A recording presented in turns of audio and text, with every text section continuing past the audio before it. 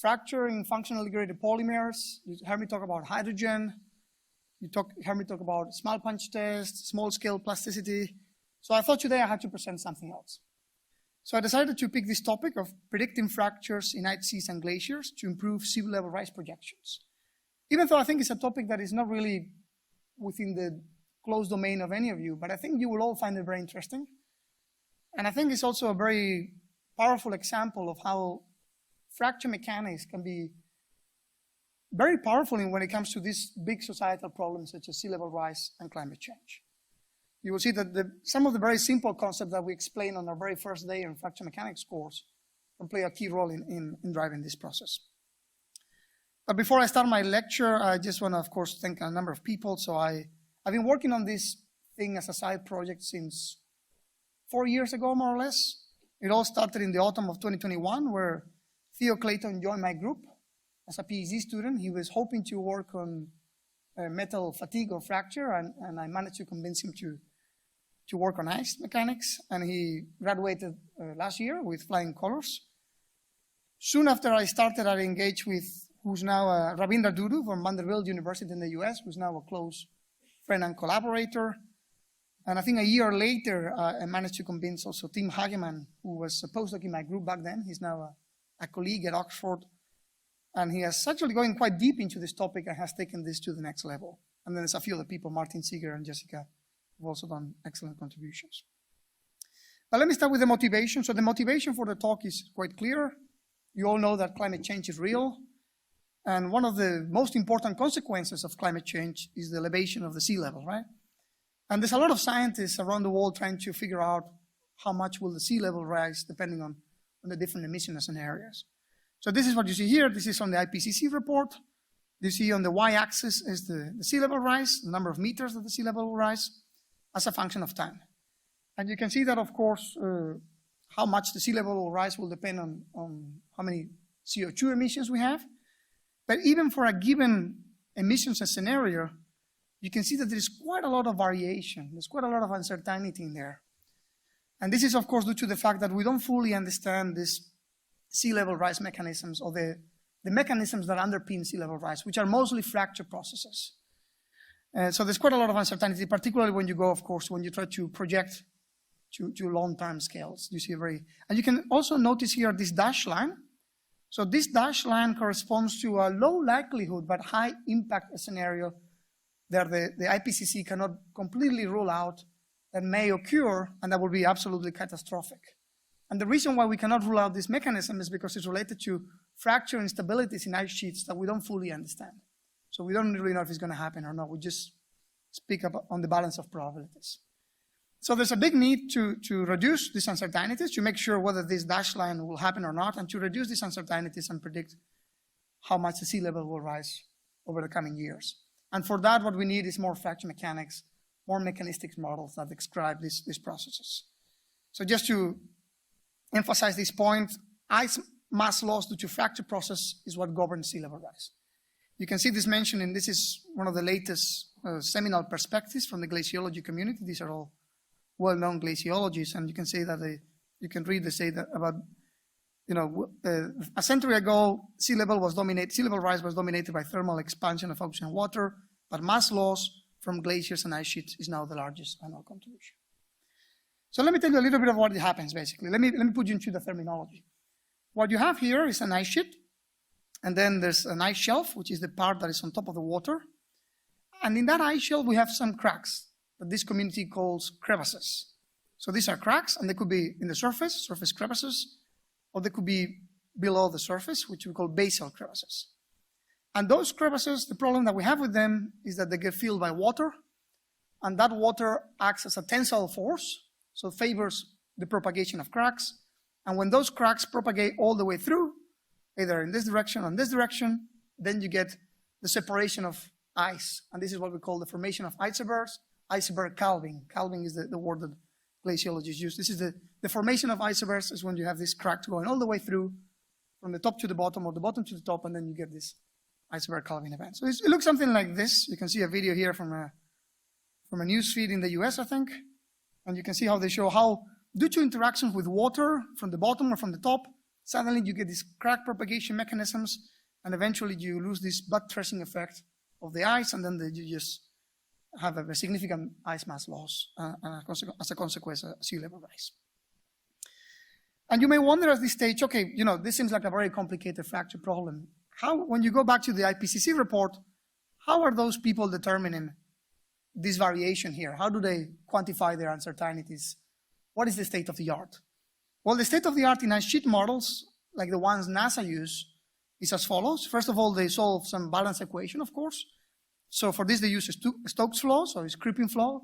You can think of the ice as a viscous material that is over long time scales, is deforming slowly by creep. So basically, you have some balance of linear momentum with an incompressibility condition.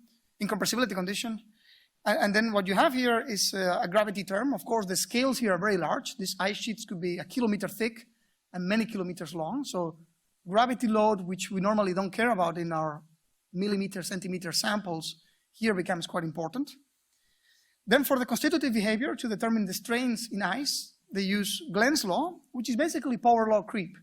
You can see here we have an effective strain related to an effective deviatoric stress to the power of n. So it's power law creep, very similar to any power law creep that you might use in metals. And this n exponent in ice is deemed to be more or less equal to 3. So they have this kind of rule for the deformation, for the flow of the ice. They solve this balance equation, and they can see how those ice sheets evolve in time, and they can get a strain distribution. And now from there, they need to predict the fracture. So what do they do for the fracture? Well, they use very empirical calving laws. And I must emphasize the empirical side of things. Just to provide an example, a classic one using the NASA ice sheet models is the Eigen-Calving law. This basically describes the calving rate, this quantity c, which is the speed at which the ice front retreats due to fracture, as a function of the principal strains, and then some kappa parameter that you fit to observations. And then they also have some von Mises version, which is based on some effective von Mises stress and some other fitting parameters that you calibrate there. So everything is very empirical, and this is not because they're not clever people at NASA. I'm sure there are very clever people working on these ice sheet models. It's mostly because of the complexity and the scales involved. But this, of course, suggests also that there's an opportunity to bring more physics, more fracture mechanics, to reduce the uncertainties in these models, to make things a bit more first principles based. So let me tell you a little bit what we can do. So the first thing to consider is that what you have, as I said, are these crevasses. This is what you see in this video from the European Space Agency. So these are very big cracks that could be exposed to meltwater. And of course, the amount of meltwater that you'll get will change with climate change. If you increase the global temperatures, then there will be more meltwater, and that will favor the propagation of these crevasses that, as you can see, are quite gigantic. As I said, the scales they call them continental scales, so this is quite a big scale. You can see it here in this video. So then these crevasses, they become filled with water, and that favors their propagation. In general, they don't want to propagate if they're dry, because the ocean makes such a force, a compressive force, that does not let this crack to propagate. But if there's enough water, enough meltwater, as you can see here, then that traction load counteracts the compressive force on the ocean, and those crevasses will grow. You can see this here. So this is the simplest sketch of a boundary value problem that you can have. So you have your ice sheet, then you have a crevasse with some water. That water is causing some tensile stresses, and then you have the ocean load here. And if you plot this in finite elements without your crack, what you see is something like this. This is the stress distribution. So blue is compressive, red is tensile. And you can see here that at the top, there's some tensile forces, but then eventually your crevasse will arrest. Your crack will reach that compressive force, that compressive region, and then it will stop. And that's good. That means that we get less iceberg calving events, less sea level rise. This, of course, we can embed into fracture mechanics, and I'm happy to say that the glaciology community has started to adopt fracture mechanics. So this is, for example, from a Nature paper from a group in Columbia University in New York a few years ago. And they said, okay, let's apply linear elastic fracture mechanics. The good thing about linear elastic fracture mechanics is that we can apply superposition. So they did this sketch like this, and they said, okay, this is my crevasse, my crack, with a certain water height and some stresses that they can measure from the ice, that they can measure from those satellite observations, those ice sheet models. So they said, okay, we have a stress intensity factor that we can, of course, compare against the toughness of ice. That will have multiple contributions. There will be some coming from the resistive stresses due to ice flow. That comes from those creep models that I showed you before. Then you have a contribution coming from the ice weight, and then you have a contribution coming from the water weight. Ice weight is going to try to compress my crack, water weight is going to increase it. And it's very easy to express this analytically. I mean, you need to compute your strain distribution. This comes from that Glen's flow law, that creep law that I showed you before. But then you integrate, you get some stresses, then you get an analytical expression for the stress intensity factor. Another one that depends on some geometry functions, of course, for the contribution of the ice height, and then another one for the water height. And then what they did is they took the entire Antarctica. They said, okay, under this CO2 emissions scenario, we're going to have this more amount of meltwater. So we're going to go to the entire Antarctica. We're going to take all the crevasses that are there. We're going to calculate how much the stress intensity factor will change due to the fact that we will have more meltwater. This number will be bigger. And then we're going to see which of them suddenly, those of them that are arrested now because they've reached the compressive region, which of them will grow all the way until the end and will cause this iceberg calving. And because this is analytical, you can do those things. You can take these gigantic scales of Antarctica. You see that the red bits are the burnable areas. So this is the areas where they expected the stress intensity factor to become bigger than the toughness over the whole region of the sample.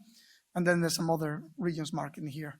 So this is, again, a Nature paper. And you can see that this is, in a way, very simple. I mean, it's a very nice study, but these are very simple fracture mechanics ideas, right? This is what we teach our students on day one of our fracture mechanics course.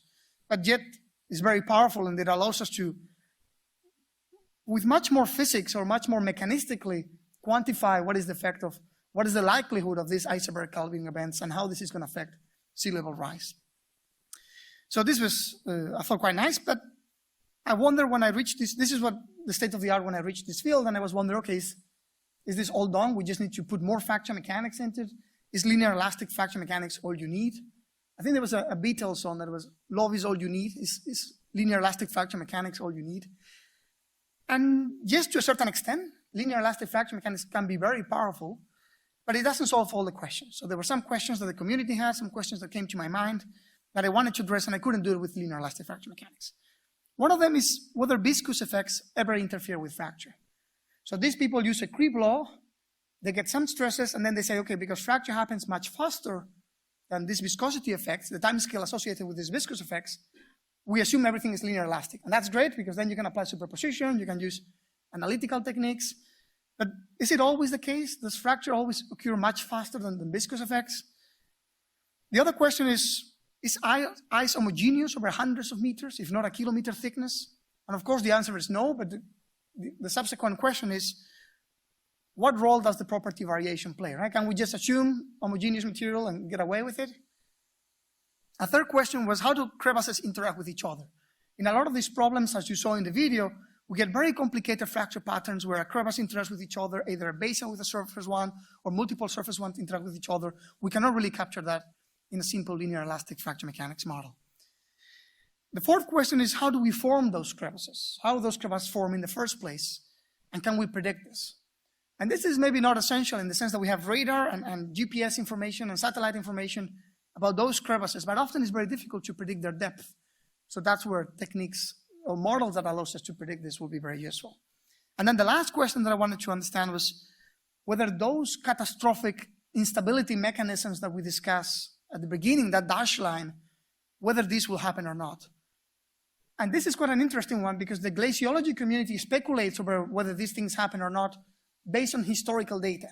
So they said this happened, a million years ago. We think this happened a million years ago, and there are conditions that are similar to today, so we are afraid that it might happen again. But the conditions are never the same, of course, so what we need is a more mechanistic understanding. We need to map under what conditions those catastrophic failure events will occur.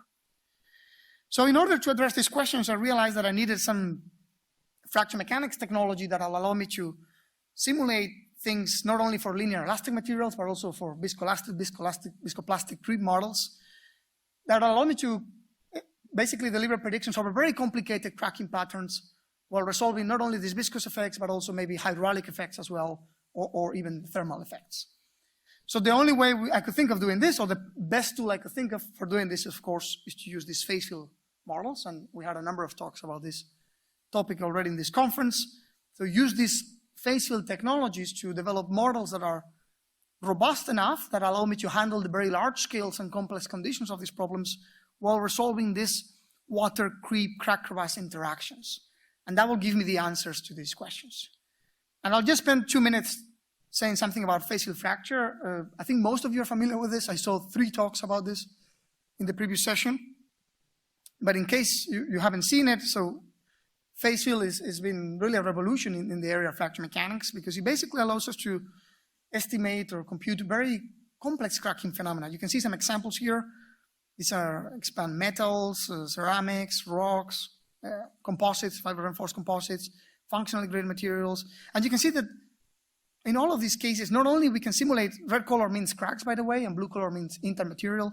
Not only we can simulate very complex cracking phenomena, but we can also showing what I would say is a remarkable agreement with experiments. So it's a very robust tool that is also physically based.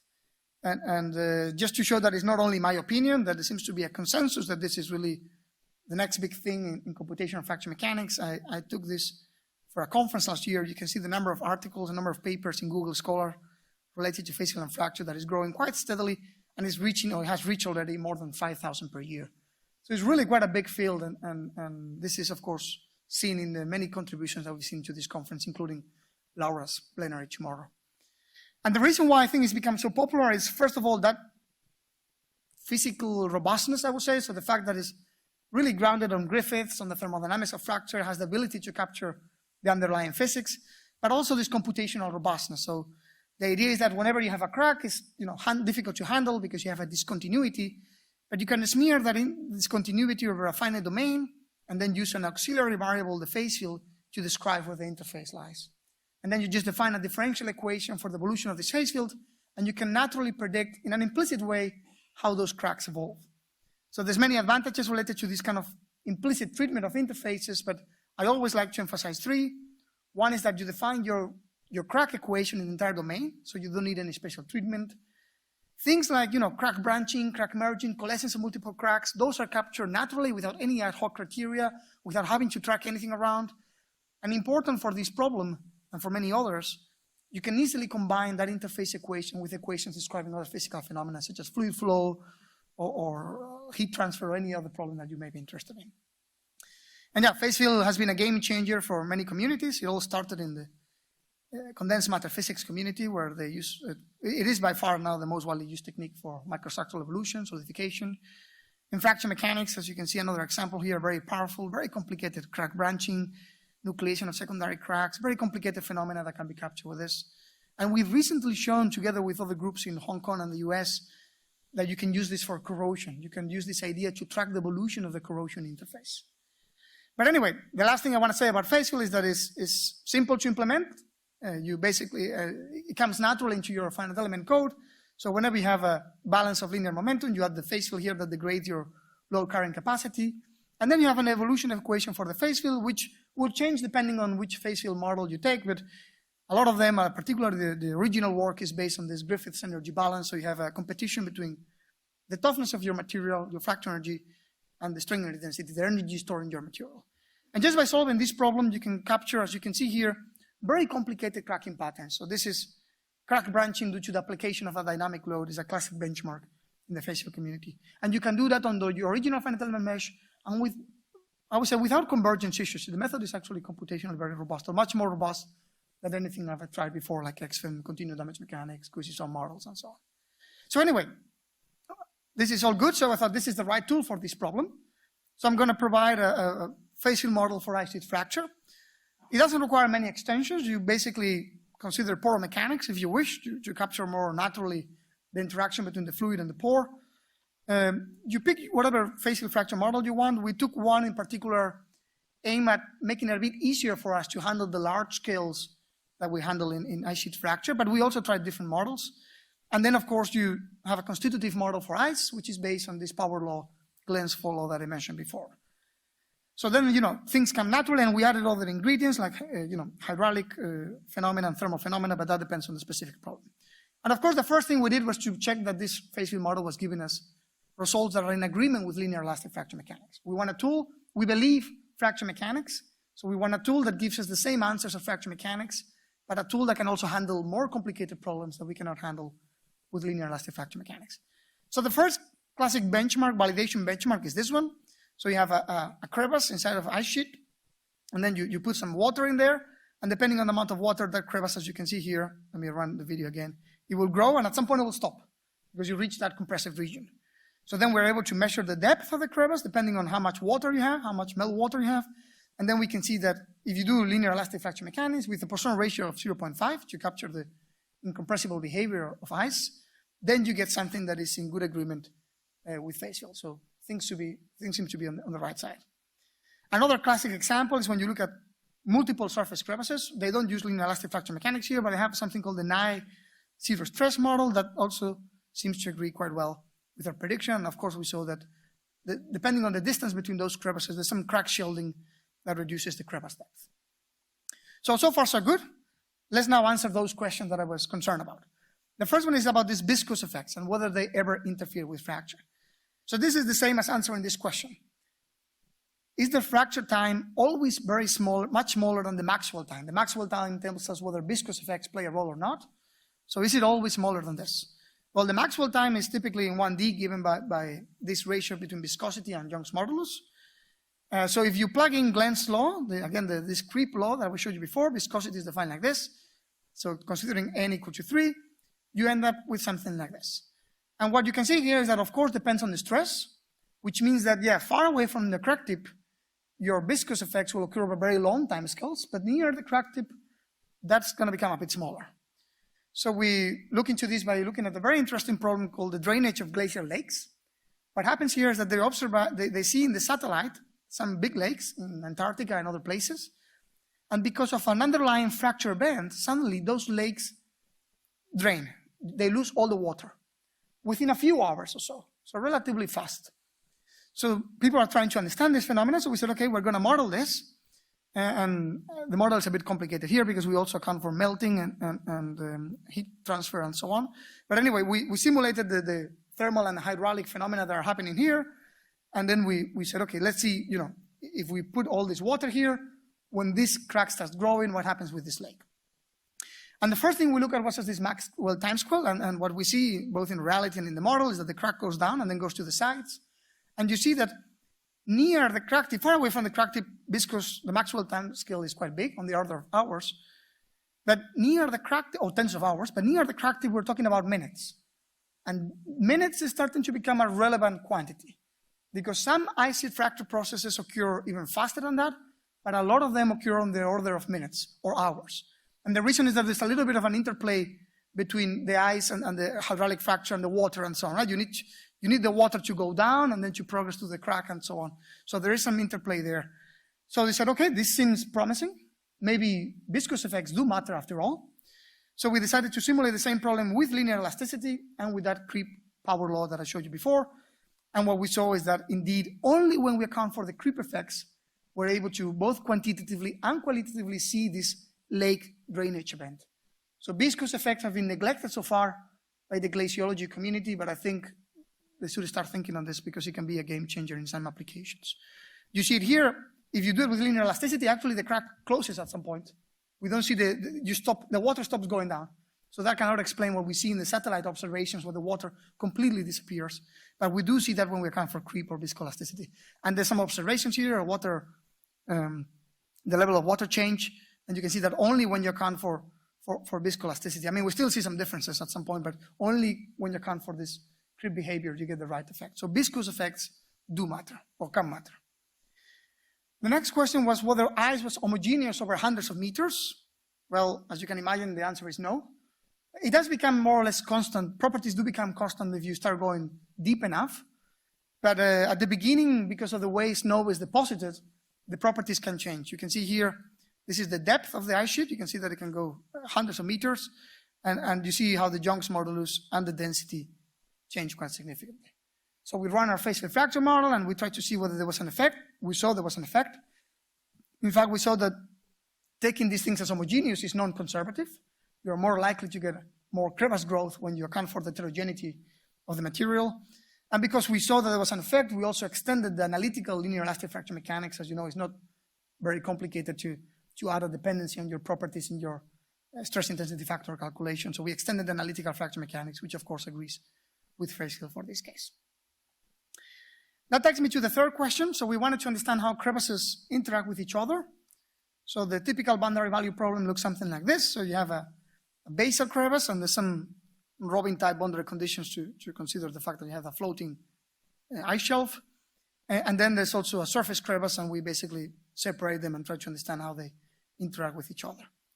And what we saw is that they actually don't interact much. Well, there is some sort of interaction. They don't coalescence. They tend not to coalescence. There's a bit of mixed mode when they approach. So they need to be close enough to see coalescence. The final depth of the surface crevasse was also almost insensitive to the presence of the basal crevasse, but the basal crevasse did go deeper depending on the separation to the surface crevasse. And yeah, they don't typically coalescence with each other. And we also took it to 3D to try to understand some of those 3D phenomena that I've seen in the satellites. And we saw that as they see in the satellites, those crevasses will grow vertically, then they will arrest, and then they will grow horizontally, and then they will interact in a funny way due to the mixed mode conditions. And I don't have them here, I couldn't find them yesterday evening, but there's some very nice images from the satellites that show precisely that type of behavior. Okay, then that takes us to my fourth question. So how are these crevasses formed, and can we predict this? We know that the way these crevasses are formed is complicated. It's related to this kind of creep damage that arises due to the formation of the ice. So we thought we could look at it into our model, and we also thought it would be a good opportunity to showcase how the model will deal not only with idealized ice sheet geometries, but also with realistic ice sheet geometries. So this is the Helheim glacier, and you can see, the thickness goes almost a kilometer thick, and you see this is in kilometers. We're talking about tens of kilometers long. So when we simulated everything, it was quite a heavy computation, but we simulated this. So we have from field observations, the topography and the surface elevation.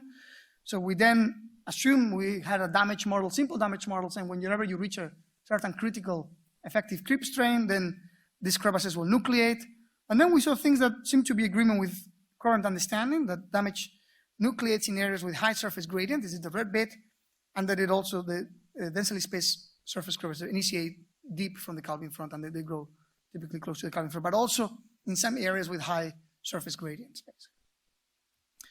Okay, that takes me to the very last question, and I will finish with this. As I promised, I'll finish in half an hour, and I think I'm a few minutes late. The last question was related to that dashed line that I showed you at the beginning. Do we have this ice sheet instability mechanism? When are we expected to see this catastrophic runaway fracture event? And as I said before, this is critical because the Intergovernmental Panel on Climate Change are not really sure whether this will happen or not. They cannot dismiss it. They also don't consider the most likely scenario, but they keep it there. But the consequences will be quite important. So it will take us all the way from here to here. So you can imagine that we really want to know whether this thing is happening or not.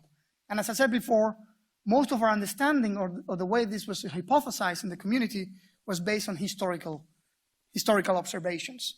And you can see this here. So when it was first promoted was in a paper in Nature in the late, I think it was 2017, maybe the first one of 15. Anyway, what they saw there, you can see these are basically the sea level rise predictions as a function of time over the next 100 years, without considering this, what they call marine ice cliff instability, without this fracture-driven ice instability process, are these lines here with some uncertainty, but they don't look too bad. But the moment you assume that this is going to happen, the sea level rise that you get is much more significant. So there's really a strong need to get a mechanistic hold of this problem. When are these things going to happen? And once we can map using fracture mechanics and physics when this thing will happen, then we can compare to our current state and know whether we're going to be here and we need to be very worried, or we're going to be here and maybe a bit less worried. So the way these things work is that you have basically what they call a runaway event. So basically, the hypothesis is that, or what they claim they have seen maybe millions of years ago, but also in maybe more recent times, depending on how you interpret the data, is that whenever you have a height of your ice sheet that is sufficiently big, your ice shell has sufficiently big height, people argue that it could be maybe more than 90 meters, then this thing will fail and collapse by its own weight. There will be some sort of damage mechanism that this will fail, and when this column of ice fails, then it exposes another column of ice that is also very tall, so therefore the same thing will apply. And the same column of ice, the next column will fall down, and then the next column will fall down, and so on and so on. So this is the runaway fracture mechanism. Everything will start failing one after the other, and hence why the elevation in sea level rise will be so dramatic. And again, whether this will happen or not, there's big discussions in the glaciology community, with, I would say, now the division is 50-50, and a lot of people are wondering what is the height when these things will happen. I think there's a consensus that this will happen if you reach sufficiently big heights, but what is this height is the key question. And you can see that this problem is a bit more difficult to answer than the previous problem, because the previous problem I was dealing with a mode 1 crack under tensile load, or tensile against compressive, so to say. Here is more of a failure mechanism involving triaxial stress states. It's a complicated problem. So we need to move away from, if we think of our stress state, we're moving away from the first quadrant to something a bit more complicated. Maybe we need to think of how ice behaves under compression and so on. And this is not easy to do in phase field, or not straightforward, because phase field, at least the beginning of the phase field was aimed at thinking of energy. So we don't care whether we have tensile stresses or compressive stresses, just energy. And energy doesn't know whether we are in tensile stresses or compressive stresses. So if you look at the stress space, I took this figure from one of Laura's papers. You can see the yellow line is the original phase field model. So this is the failure surface that you get from original phase field models. And then phase field models have evolved, and a lot of people have proposed different strain energy decompositions, and then you can get more complicated ones. So what we need is basically a phase field model with a nice specific failure locus. And the challenge is, one, extending the phase field, and we managed to do it. We want something like more Coulomb type of phase field. We managed to do it in a way that broke the variational consistency, so it's not that elegant mathematically. But Laura tomorrow will tell us how you can actually do these things without breaking the variational consistency. And the other problem that we had was there's not a lot of data out there from ice. There have been some triaxial stress states testing on ice, but there's not that many data out there. But anyway, we tried to fit the data, and it seems that it fits more or less a more Coulomb type of problem, a little bit like something between more Coulomb and Drucker-Prager. So we came up with this driving force in phase field that is a little bit based on this idea. We fitted the data, and then we said, okay, we think we have now a phase field model that can capture how ice will fail in arbitrary stress states, and now we try to predict what will happen. So this is, by the way, the last question I'm answering, but here you see some comparison with experiments. This is one of those triaxial tests on ice. You can see here the deformation. This seems to resemble quite decently and very complicated cracking patterns that result from this, but both the force displacement and the deformation seem to agree quite well with the experimental observations. This is a different triaxial stress state where you get some sort of shear band. Again, complicated cracking patterns, but the model seems to be able to capture that shear band well. So I'm sure there's a lot of things to do, but this gives us some indications that the models are working decently, at least.